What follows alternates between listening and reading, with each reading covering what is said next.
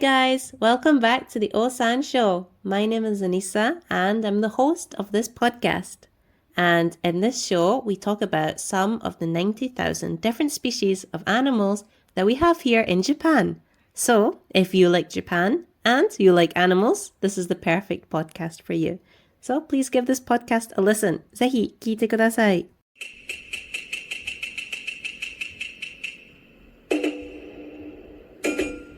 So, on today's episode, we're going to be talking about the Japanese Serow. And this is personally one of my favorite animals in Japan because it's such a unique and interesting animal that if you looked at it, you couldn't describe what it is if you didn't have some knowledge of Serows before. The only way I can describe it is that it looks part wolf, part antelope, and part goat. And Serows are actually part of one of the tribes of subfamily Rubicampri, and these are also known as goat antelopes. So it's basically a goat antelope, half goat. And the Japanese Serows are herbivorous, so they feed primarily on fleshy or coniferous leaves, plant shoots, and acorns.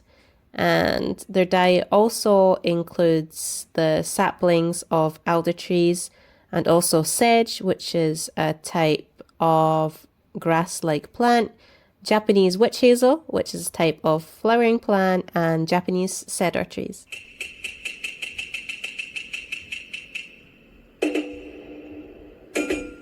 So, these animals are mainly found in the dense Japanese woodlands in northern and central Honshu, and the population in Japan is thought to be around 100,000 individuals, and here in Shikoku is thought to be 1,700, which lists them as least concern on the IUCN Red List. Their population numbers now are doing really well, but actually before it was much worse for them.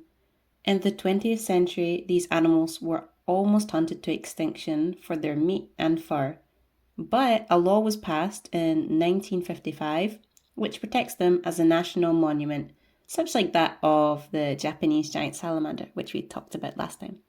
So after they were listed as a national monument, of course the population started to grow, and post-war monoculture conifer plantations created favourable environments for these animals. But foresters have raised concerns that the rising Serow population has interfered with post-war mountainside reforestation efforts because these animals feed on the saplings of Japanese cypress, Japanese cedar, and Japanese red pine, which all have significant commercial uses. So damage to the forest has led to the media referring this as ningen to shika no senso, which means the war between the deer and the people, even though these animals technically aren't deer. So, even though these animals are listed as least concern on the IUCN Red List, I want to make the point, though, that we should still be mindful of their population dynamics. And because I live in Shikoku, I'm extremely biased, so I'm just going to be talking about in Shikoku.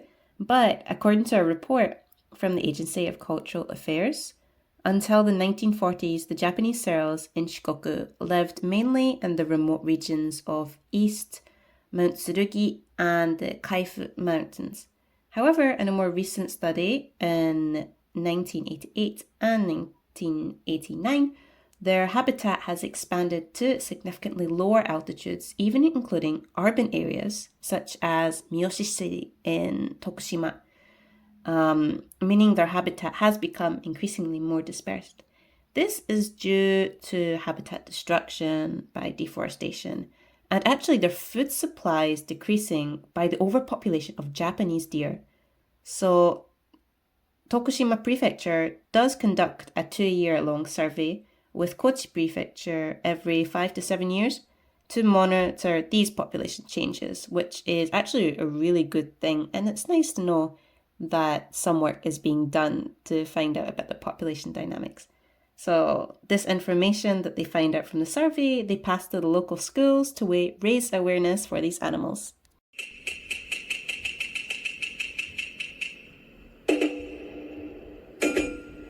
So if you want to see a Japanese Serow in the wild, my recommendation is Nagano Prefecture, because there's an area called Kamoshika Daira, which is a rocky area at the foot of Mount Asama with a really high density of Japanese Serows. And the best way to look for a Serow is to find a vantage point on one side of a steep valley and scan across to the other side. You should check each shadow, each dark patch, and each contrasting area of colour in case it really is a Serow. Once you do find one of these Serows, though, the great thing about them is they have a very slow pace of life, which will allow you to look at the Serows for a long time. Particularly if you can, you should look at their feet, because these animals are really amazing rock climbers, even way better than the most professional human rock climbers. So you should really pay attention to them.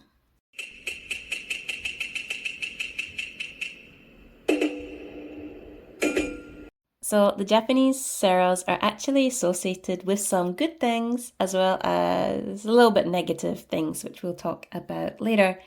But these animals are usually solitary, apart from during the autumn rut season, where the males get together and fight each other for the access to females. This is characterized by rising testosterone and aggression, but this does actually happen in other mammals such as deer, camels, goats, and giraffes. So, because these animals are usually solitary, this actually mirrors the hermit-like pursuit of enlightenment in Zen Buddhism. So, their preference for a remote mountainous area also symbolizes the spiritual journey one must take to ascend beyond worldly concerns, and so achieving inner peace and wisdom. And like we just mentioned about these Japanese Serows being amazing rock climbers, due to their sure-footedness, they are associated with good luck and passing exams.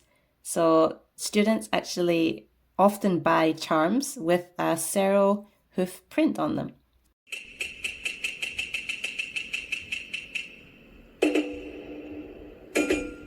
It's quiz time! So for today's quiz, which one of these nicknames is not given to the Japanese Serow?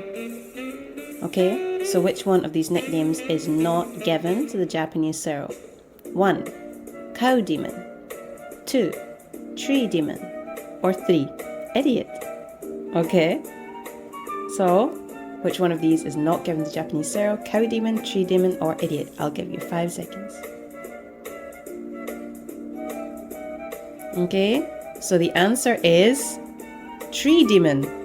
Believe it or not, idiot is one of the nicknames given to the Japanese Serow. The Japanese Serow is thought to be very curious and was said to listen to the singing of the rice-planting women and watch and approach the dancing hunters, and therefore got killed very easily. So they have been known as bakajishi. Baka, as you might know from anime, means idiot, and the jishi comes from the Japanese word shishi, which means a large game animal. So as we just mentioned, one of the nicknames for the Japanese Serow is cow demon, or in Japanese, ushioni. And this is possibly in reference to the yokai monster. This yokai monster, despite its name, doesn't really have a definite shape. Sometimes it will have the body of a crab or a spider. And these yokai monsters are extremely cruel and savage. They breathe toxic poison and eat humans. Some Onis ravage the same towns over and over, inflicting terrible curses and bringing disease. Some roam the mountains in Shikoku, but most live along the rocky coasts and beaches of western Japan. They also work in partnership with other Oni, such as Nure Onna, which is a coast woman, also known as vampire of the sea, and Iso-onna, which is the body and yokai with the body of a snake and the head of a woman. But they appear as beautiful women holding babies. These siren-like yokai use their charms to lure unsuspecting men towards the water's edge. And when they do, the Ushioni pounces and bites the victims to death. This meal is then shared between the yokai.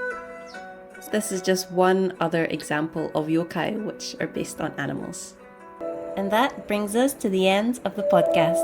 How did you enjoy today's episode? I hope you learned some interesting facts and gained some appreciation for the Japanese Serow. Let me know what you thought via email or send me a message on Instagram. And if you have any Japanese animals you want me to cover next, feel free to let me know. I hope you have a lovely day and continue to love animals as much as I do. ここまで聞いてくださってありがとうございます。また今度。バイバイ。